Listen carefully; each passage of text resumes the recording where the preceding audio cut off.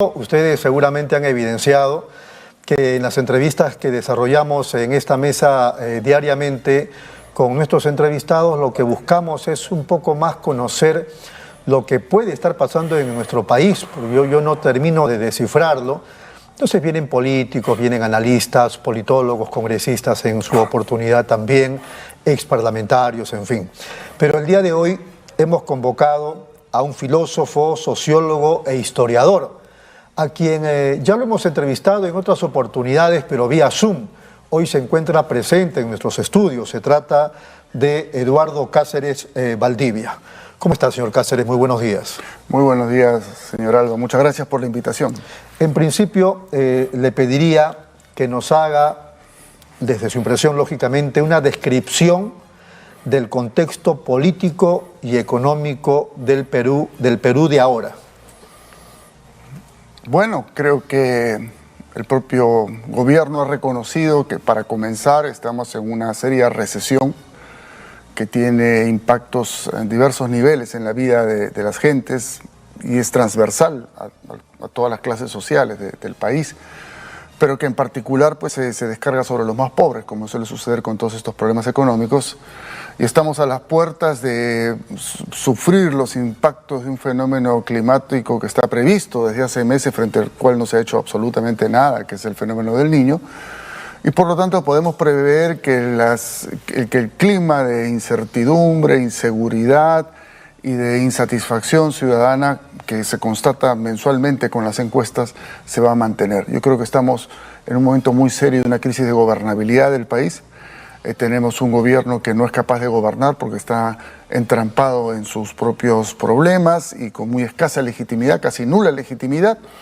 Y entonces el país está convirtiendo en una suerte de olla a presión, ¿no? Hay gobernantes y hay parlamentarios que piensan que porque no hay marchas todos los días en las calles, y porque no se han repetido los lamentables sucesos que tuvieron lugar en diciembre, enero, el país se está tranquilizando. Yo les sugeriría pensarlo dos veces, recordar un poco nuestra historia reciente, los años finales del fujimorismo, por ejemplo, para tomar nota de que lo que estamos es asistiendo a una creciente carga de esta olla de presión que es el Perú de hoy en este contexto de crisis. Pero, por ejemplo, lo del fujimorismo y montesinismo no se cae por los cuatro suyos.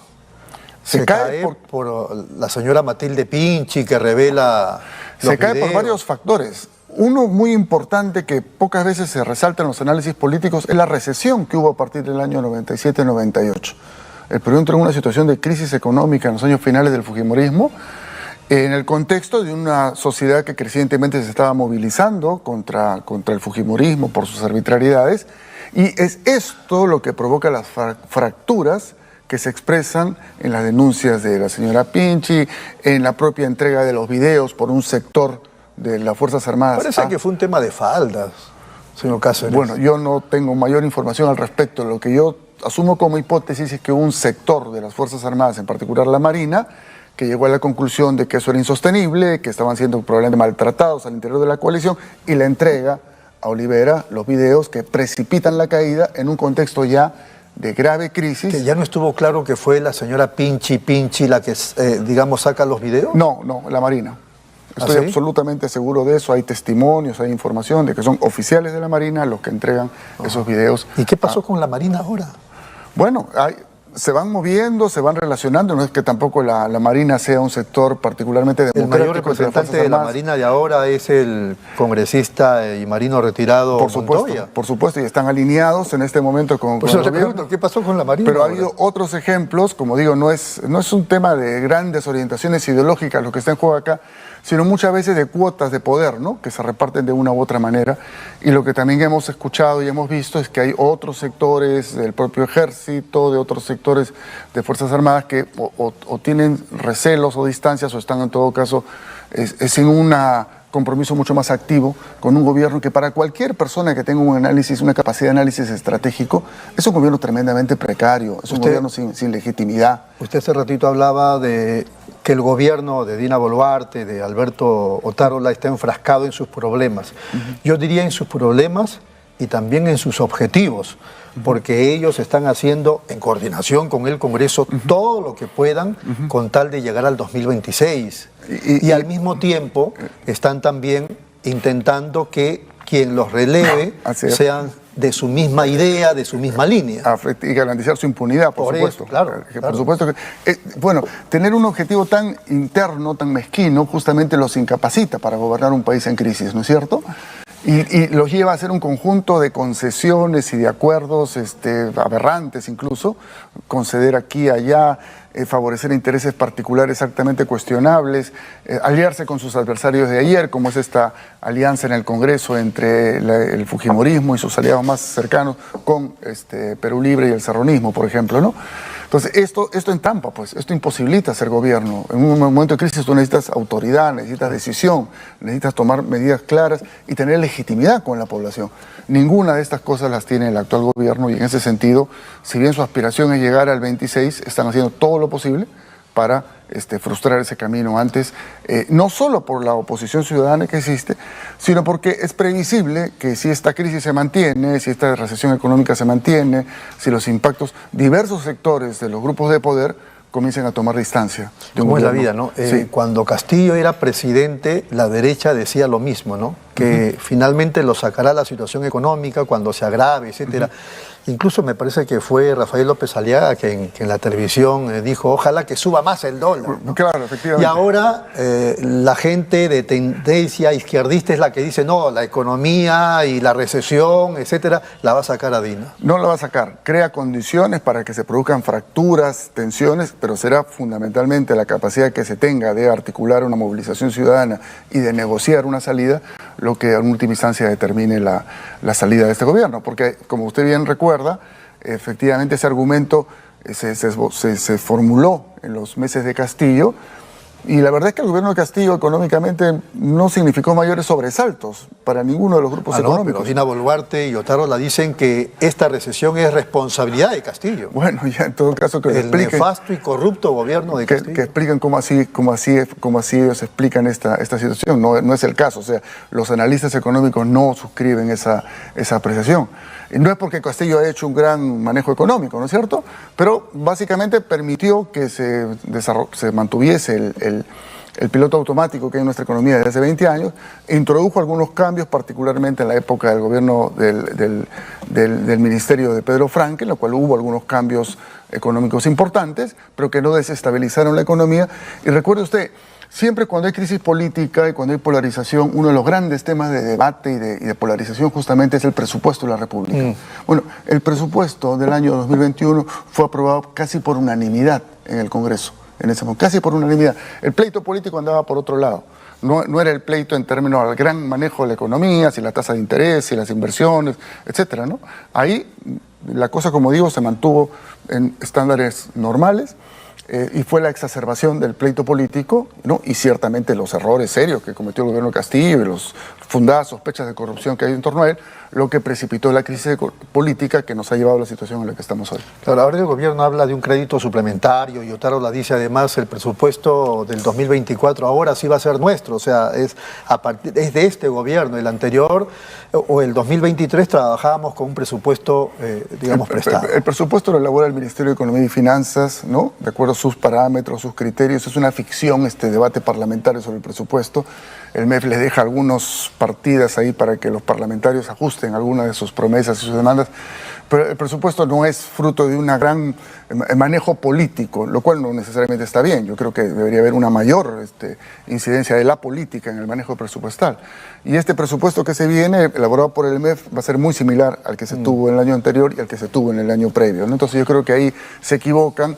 Y el crédito suplementario, como lo han dicho varios analistas, es un arañón superficial al problema de la recesión, ¿no? ¿Vio usted la primera plana del diario Correo el día de hoy? No he podido verla. Aparece la foto, le hacen una entrevista al ministro Julio de Martini, titular de Desarrollo e Inclusión Social del MIDIS, y el titular de Correo en la primera plana es posiblemente habrá más pobreza, ¿no? Como una declaración de Martini.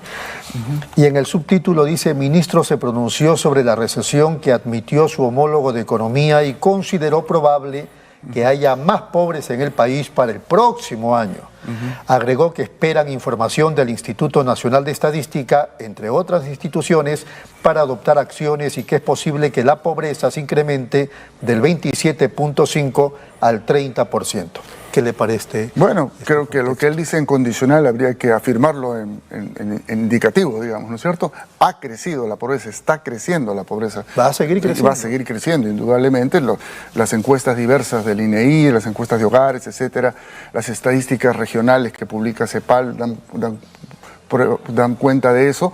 Y los índices que se mencionan ahí son discutibles, ¿no? Y hay la fundada sospecha de que en realidad ya estamos casi en un 50% de pobreza, porque depende mucho de los criterios. Y que el próximo año superaríamos sin duda, porque si usted a la situación actual le suma efectos de la recesión, le suma efectos del fenómeno del Niño, la continuación de la sequía en el sur, y la general incertidumbre que hay en el mundo económico, ¿no es cierto? Y entonces las aprehensiones para poder hacer nuevas inversiones, por ejemplo, y la presión social, entonces creo que indudablemente vamos a tener un escenario más complejo. La falta de inversión pública, la corrupción y la falta de gestión. Así es, así es. Hay un tema que viene no solo de que viene de la crisis desde hace varios años, ¿no es cierto? Y es que esta situación de inestabilidad política y de crisis está llevando a una parálisis o semiparálisis del Estado, ¿no? En la cual los ministerios, los funcionarios intermedios, los gobiernos regionales toman las decisiones con mucha prudencia, entre comillas, ¿no es cierto? Ante los temores reales, ¿no? De que si, como suele suceder, pretenden hacer malos manejos en ese tipo de inversiones, esto sea motivo de denuncias.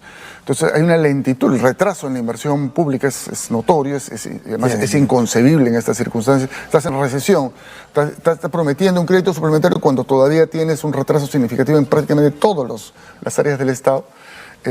Creo que eso muestra entonces de que hay una parálisis del Estado como gestor, como inversor en la sociedad, ¿no? Y creo que eso es lo que contribuye muy fuertemente a la situación en la que estamos. ¿Por qué nos estará pasando eso? Usted va a decir ya lo que dijo hace rato, ¿no? Están enfrascados en sus problemas y no precisamente en hacer gestión, en administrar el país. Y menos aún en buscar una salida política a la crisis, ¿no?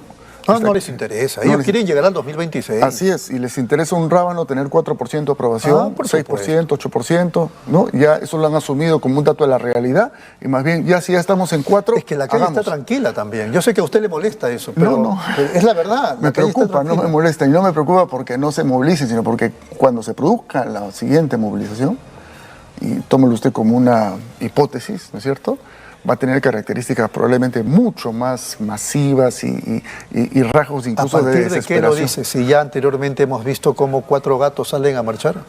Ahorita hay un momento de calma, digamos así, en la movilización por falta de liderazgo, porque la gente no ve que haya una opción de salida viable en el corto plazo, pero esto se balancea, convive con una rabia contenida, ¿no? Yo acabo de estar en Huancavelica, Cusco y Apurímac y lo que uno descubre en la gente es rabia, ya no solo malestar, ¿no? Que contenida, que no se expresa, que no tiene una expresión social y política. Hay un caldo de cultivo. Hay una olla de presión, ¿no? Yo diría que hay una olla de presión que se está cargando, ¿no es cierto? Y que cuando reviente va a ser muy Pero hay que tener cuidado también porque... Por supuesto que sí. Ni usted ni yo, creo que ni ningún demócrata quisiéramos para nada lo que hemos visto en estos días, un operativo policial que tenía tiempo ya y que permite la captura de gente vinculada al Movadef, a Sendero, que estaban con niños haciéndolos cantar.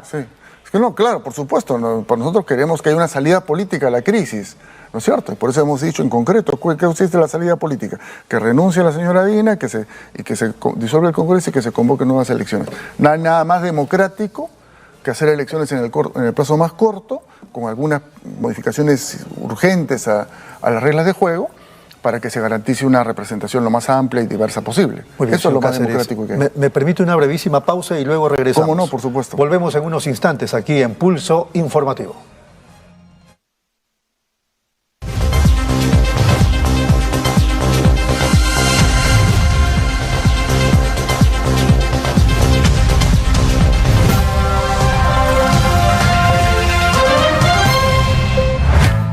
nueva app de Derrama Magisterial. Maestro y maestra, realiza tus consultas y operaciones en la palma de tu mano. Con el nuevo app Derrama Magisterial podrás realizar tus operaciones en todo momento y desde cualquier lugar. Solicita un crédito, consulta el estado de tu cuenta individual, accede al estado de tus créditos, actualiza tus datos, accede al servicio de asesoría legal gratuita. Ubica nuestras oficinas a nivel nacional. Descárgalo hoy mismo en tu Play Store. Derrama Magisterial, seguridad social para el maestro. Bienvenidos a mi lugar favorito. Les quiero contar por qué siempre vengo a Plaza Hogar. Aquí encuentras de todo. Y si un mueble me gusta, lo personalizan a mi antojo. Elijo el color, la tela, todo a medida. Y también puedo traer a reparar todos mis muebles.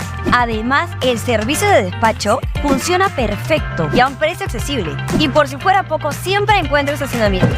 Somos Plaza Hogar.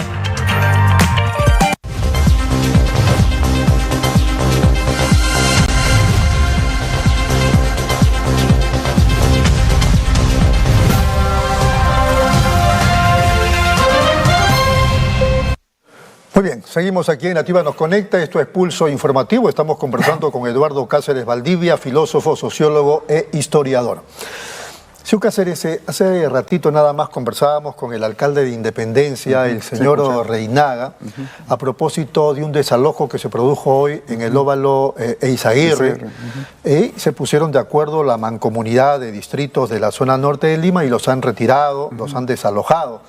Por el alcalde nos hemos enterado que estaban 5 años allí, no solamente vendían, sino que también vivían, era una zona, digamos, con mucha falta de higiene, etcétera, etcétera, y los han retirado. Entonces, uno tiene sentimientos encontrados, aunque él dijo, ya tienen 5 años ahí, y es evidente que ganan su plata, pueden muy bien alquilar un predio, no pagan impuestos, no pagan agua en absoluto, luz ni nada.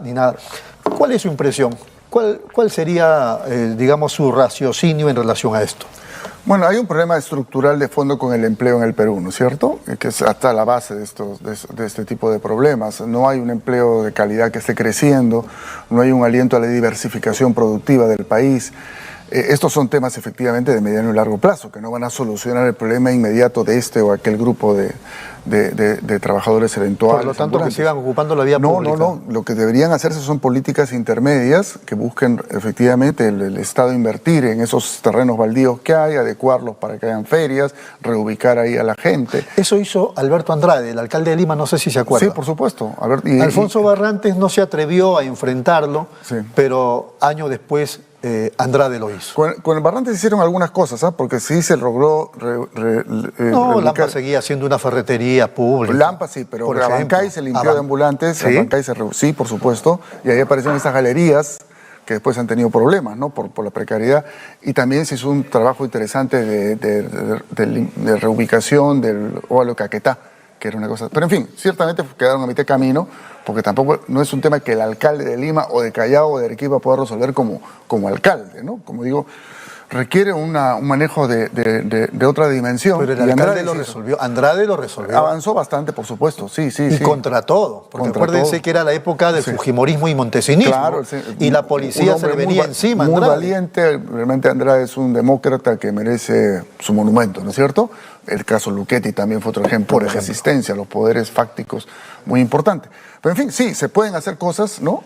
O sea, creo que hay dos niveles de respuesta a este tipo de problemas. Hay un nivel de respuesta más estructural de mediano plazo, que es la reconversión productiva del país, su diversificación. Tenemos para crecer en cantidad de ramas y sectores, como lo puede ver un montón de estudios que existen al respecto. Y en el corto plazo buscar salidas intermedias de emergencia, que deberían ser las preocupaciones del ministerio, por ejemplo, del MIDIS, ¿no? Que implican inversiones que no son muy grandes, ¿no? Que es habilitar los terrenos. Estamos hablando de gestión. De gestión, que es lo que no hay. Es lo que no hay, efectivamente. Entonces, ya yo no sé, no conozco el manejo que haga este alcalde que ha sido entrevistado por ustedes. Asumo que pueda tener la mejor buena voluntad del mundo. Pero ¿cuántos problemas similares debe tener en ese distrito, no es cierto? Y usted sume todos los que puede haber. Yo me muevo mucho por Lima Norte.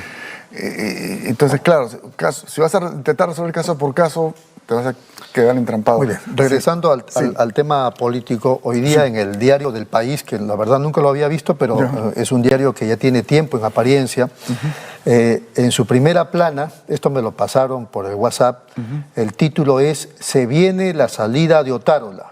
El partido de César Acuña ofrece más cuadros para cogobernar con Dina Boluarte. Las denuncias que tiene el premier son fulminantes y los asesores palaciegos exigen su retiro.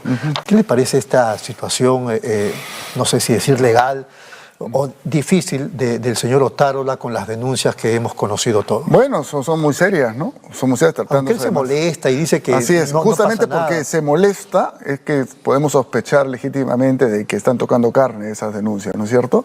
Y en el caso del presidente del Consejo de Ministros, unas denuncias de esas características no pueden pasar desapercibidas. Y creo que es evidente que su gestión es pésima. Yo no sé quién puede estar respaldándolo ahora en el entorno de la señora Boluarte. Yo francamente no creo que los empresarios más poderosos del país estén respaldando en este momento a Otárola, o que el comando de la Fuerza Armada, o que los medios de comunicación han tomado distancia claramente, ¿no? Los grandes frente. Es evidente eso, ¿no? Entonces, digamos, este gobierno no se sustenta ni en los votos ni en la opinión pública, se sustenta en los poderes fácticos, ¿no es cierto? Los medios de comunicación, yo creo que ya le han bajado el dedo, le están bajando el dedo a Otárola. No veo ninguna razón por la cual los otros dos grandes poderes fácticos, que es el poder económico y el poder militar, tengan un compromiso de apoyo a Otárola muy firme, ¿no? Entonces creo que su situación se está poniendo muy, muy delicada. Ahora, ciertamente, pues el partido de Acuña no necesariamente es una mejor opción, ¿no? Y lo que probablemente genere eso sea una profundización de la crisis y de repente por ahí se abre cada paso a una salida política seria. Yo soy de los que cree que Dina va a llegar y el Congreso van a llegar al 2026, pero me da la impresión que usted no. Yo tengo fundadas sospechas de que no. Sí, así es. Yo creo que no. Yo creo que no veo cómo, ¿no es cierto? No creo que sea el próximo mes. Pero yo creo que si esta situación de crisis económica y con todas las complejidades que hemos descrito antes, ¿no? Se mantiene, y si se profundiza esta grieta en los poderes fácticos, que yo creo que ya se está produciendo, puede ser que le bajen el dedo a ese gobierno, se produzca una conjunción entre movimiento democrático, ciudadano, social y sectores del poder fáctico que se dan cuenta que mantenerla es exponerse además a un 2026 de altísimo riesgo. Muy bien. Altísimo riesgo, ¿no? Ya estamos viejos, usted y yo, como para decir que esta crisis política tiene como únicos responsables a Dina y a Otárola, ¿no?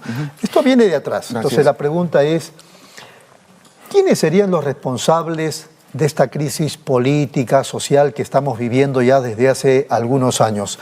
¿La clase política, la población? ¿Qué diría usted?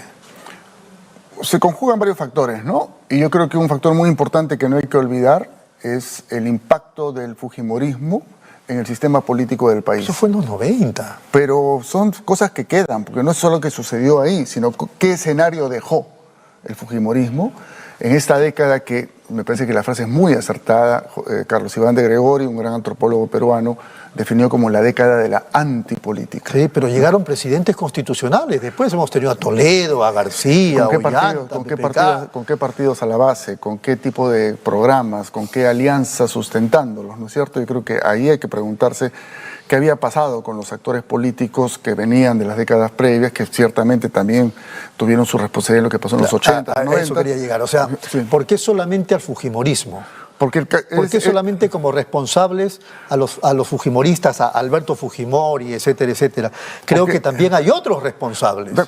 Hay niveles de responsabilidad, pero la responsabilidad central de lo que pasó en el país de los 90 en adelante es los que tuvieron el poder en los 90, los que instauraron determinadas políticas. ¿Y por qué no lo resolvieron los que llegaron después? Porque se encontraron con un escenario ya configurado de determinada manera y porque no eran proyectos políticos. ¿Usted está de defensor de Toledo, no, de Alan García? No, me sorprende, señor Cáceres. No lo estoy defendiendo. Estoy diciendo que lo que ellos encuentran y lo que ellos son, no solo lo que ellos encuentran. es también parte de ese proceso que se nutre de esa descomposición, de esa fragmentación de la representación, de esa atomización de lo social, de esa destrucción del tejido social, de ese individualismo exacerbado, competitivo, o posesivo, ¿no es cierto?, que se instala en las mentes de la mayoría de las gentes. Entonces, es un conjunto de fenómenos muy complejos, ¿no? Claro.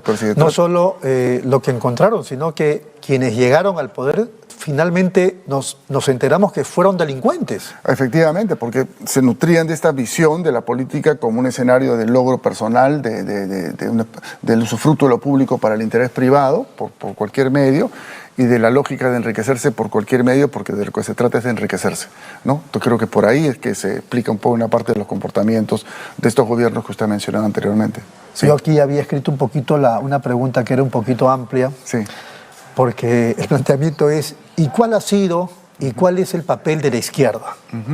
Ya no están Alfonso Barrantes, Javier Díez-Canseco, Susana Villarán, Ángel Delgado, ahora son Vladimir Cerrón, Guillermo Bermejo, Marco Arana, Verónica Mendoza. Bueno, yo diferenciaría claramente a las personas que usted mencionó al final. Yo creo que Vladimir Cerrón no pertenece al campo de la izquierda. ¿Cómo que no? No, por supuesto que no. Ah, que ustedes no lo acepten, bueno, pero es un hombre de izquierda. No es, ¿por qué? ¿Porque lo dice? Yo también Entonces es de derecha. Es un tránsfuga. Él es un tránsfuga. Él es una persona que ha hecho un movimiento político regional, levantando determinadas reivindicaciones regionales, que accedió al gobierno regional y se comportó ahí como es sabido, ¿no es cierto? Y que a partir de ahí ha buscado acceder a un gobierno nacional para repetir esa lógica de enriquecimiento personal y de grupo, con el discurso que sea.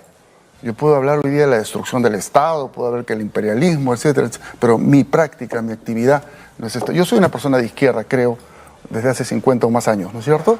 Para mí es impensable una persona de izquierda que no haya pasado por una fuerte experiencia de organización popular, que no haya vivido con los sindicatos, con las organizaciones barriales, que conozca cara a cara el cotidiano de la gente, ¿no? Por ahí hay una película muy buena que ha salido sobre Javier Díez-Canseco que justamente da cuenta de esos 10 años. Muy bueno.